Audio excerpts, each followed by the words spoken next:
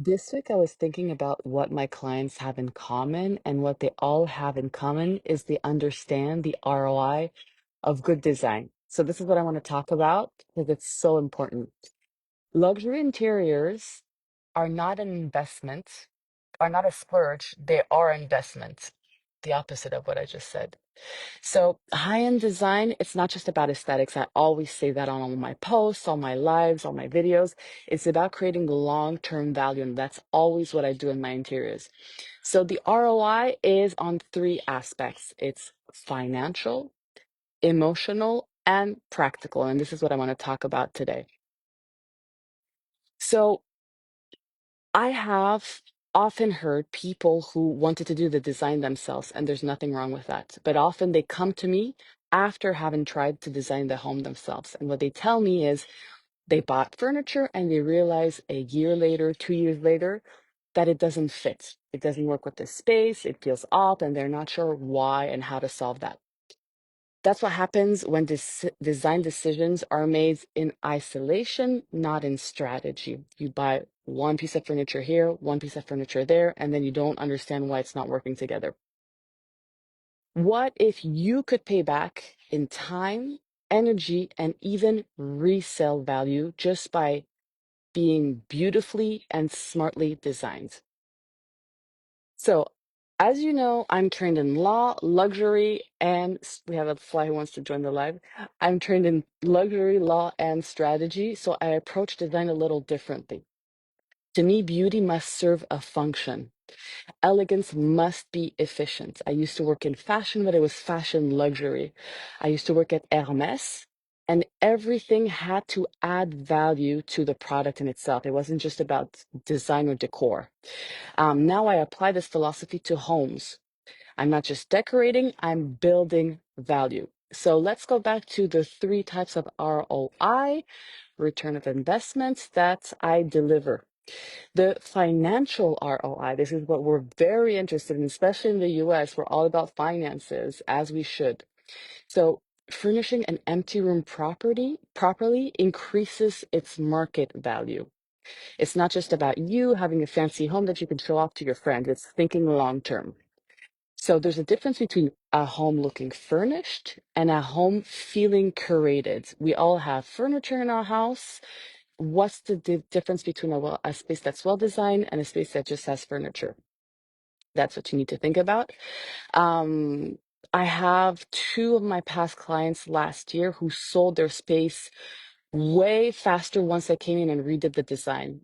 Their home was on the market for months, which is, as you know, the longer a property is on the market, the less good it looks like for potential buyers because you're like, oh, why is this taking so long to sell?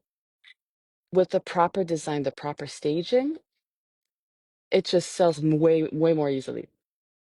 And also, I'm saving my clients thousands, if not tens of thousands of dollars by avoiding costly mistakes. Think about it. If you want to do the design yourself, it's okay. But if you realize it's not what you want to do, then you have to hire an interior designer who might not keep all your furniture, have to do it again. And in the long run, you are losing money. My second ROI is the emotional ROI. You live in a space that reflects who you are, and that reduces stress. Right now, a lot of people are working from home. There are a lot of stay-at-home moms. We're spending more time at home than pre-pandemic, I think. And you want to feel good at home. And feeling good at home, if you're someone somewhat sensitive to aesthetics, to layouts, to noises, that's going to impact your well-being. The thing I always tell people is no visual clutter is less mental clutter, because when you walk in a room, even if it's well organized, if there are too many things, every object that is in your room is in the room, your mind is processing the information subconsciously, whether you see the object or not. Like, you're aware of all the objects that are in the room. And that's your brain working unnecessarily. So just I try to stick with every object in the room needs to have a function. Art has its function, sculptures have their function, but if we're putting 8 armchairs, or if we're just two people in the home and we're never entertaining, that doesn't serve any purpose. Um, what I hear from my clients most often is that they feel proud of their home. They get compliments on their home. They feel better at home. They feel more centered, grounded in who they are, have a better organization in their work, in their life in general. Think about it. If you have a kitchen that's completely disorganized, I'm in Airbnbs all the time. If I open a cabinet and it's just pots piled up, stacked on top of each other, I don't want to cook anymore. So I'm going to eat out more. If there's no office space where I am, or if the office space is in a dark room or there's too much light, I don't want to work as much as if I was looking forward to go in an office space that's well lit, well organized, etc. My third ROI is the functional ROI, the time saved by my clients from not scrolling on Pinterest or shopping themselves. Because I have 10 years of experience in interior design, I see 4 sofas. I know which one is good quality, which one is going to work well in the space based on dimensions, materials, colors, and what my client wants for his personal taste. Sometimes I have friends who tell me they've spent hours looking for one piece of furniture on Pinterest. Now, if you like to do that in your free time, good for you. I do not think it's a good way to spend your energy. Um, After 20 hours, looking for a sofa just doesn't make sense. Another point of a functional ROI is I have a seamless process. I want it to be efficient because it's not just about my client. My client is the center of my business, obviously. But if I always think about masseurs. When I get a lot of massages, like maybe 2 a month, I always go to the same person. But if I'm traveling, I'm going to find another place. And often when I go to massage centers, you go to the person and they're stressed for XYZ reason. We all have reasons to be stressed. The previous client was late. You feel the energy of the person and you feel that the person is doing this because they have to do this, because they need money, because you came in and it's scheduled, etc. When I feel that the person is relaxed, the masseuse is relaxed and taking their time, even if it's not 100% true, but they're making the effort to like contain their emotions and be focused, the massage is so different. It's the same with me. If my business is not organized and I come into your home stressed out, overwhelmed, like, oh, I have all this to do, I forgot to do this, like that's all, I forgot to charge you for this, or it's going to be more money than I thought it was.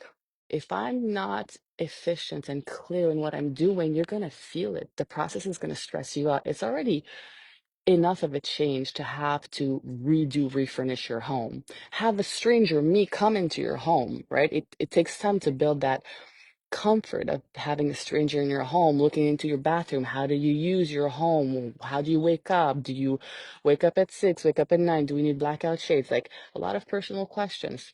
So I need to come in and be clear about what I'm doing. So right now, what I've loved doing is only furnishing homes. I'm not doing any more construction. It's for people who have done the construction or think they do not need construction. They just have an empty space and need furniture. I do this, I choose your furniture for 6 rooms in 10 hours. And in one day, we order the furniture. It takes a few weeks to come. And in one day, everything is installed at once, meaning you can take half a day or the whole day away in the office. You come back, your whole space is furnished based on what we discussed for the layout, what we discussed to choose the furniture, where we're going to put the things, the colors, etc. Because it's so simple for me. I've done it so many times. I have a team that is so efficient. So I love doing that, and it's really it's a game changer for people. If you're doing it yourself, you have to catch up to all the hours I've spent building this know-how and knowing who to go to and how to install furniture and who to speak to get the most efficient results. You can do it, but I don't think it's. I'm saying this because I've done a lot of things my own on my own, and once I did it, I was like, I wasted so much money doing the and time doing this on my own. Um, the common mistakes I help people avoid, which is part of the ROIs that I bring to, is buying trendy pieces that age fast. Or The other thing I see, not so much because my clients are more like on the high end, but less expensive furniture, but not high quality furniture. And you'd be surprised you can have low quality furniture for an expensive price. But if you don't know how high quality furniture is made, you're not going to know the difference. So they're going to buy low to medium quality furniture at a high price sometimes, and that wraps. So warps, it's not gonna last as long. It's not gonna be real wood. It's gonna be MDF or HDF, and then that's gonna medium density or high density, and then that's just gonna not age well. It's gonna fall apart. God forbid there's a leak in the house that just absorbs the humidity. The furniture is done. The other mistake I see is people who want to renovate their space when all they needed was art, layout, and lighting. That's the other thing. People don't feel at ease in their home. They feel something is off, or their mother-in-law said you need to change your home, or someone else told them that they needed to change their home, but they don't know how, and they think sometimes it's by renovating, and you don't necessarily need renovation. Sometimes you do, but art, layout, lighting, furniture is what is very important.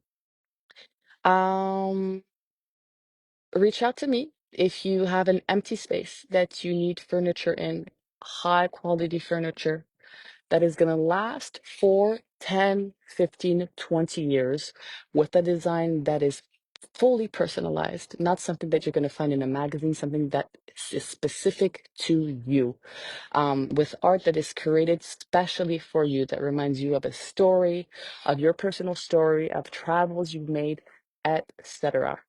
Have a nice weekend.